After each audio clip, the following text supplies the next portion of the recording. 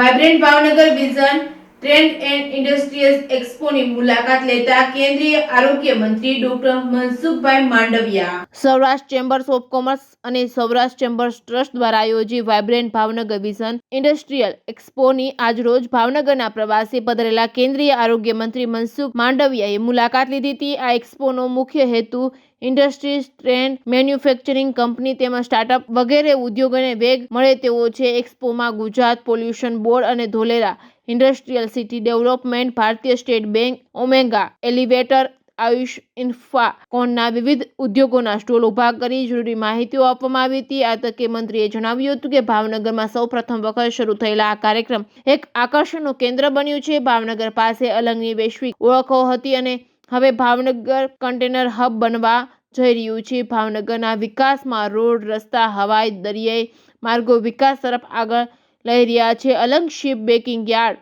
રોરો ferry service આગામી દિવસોમાં તૈયાર થનાર છે। CNG terminal, container manufacturing hub, મોટી ઇન્ડસ્ટ્રીઓ ઊભી થતા ભાવનગરને વિકાસના પંથે આગળ ધપાવશે। આ કાર્યક્રમમાં સામૂહિક પ્રયાસોથી ભાવનગરને વિકાસની દિશામાં આગળ ધપાવીએ તેમ તેમણે પોતાના વક્તવ્યમાં જણાવ્યું હતું। Reporting by Hiren Bhayani, Bhavnagar.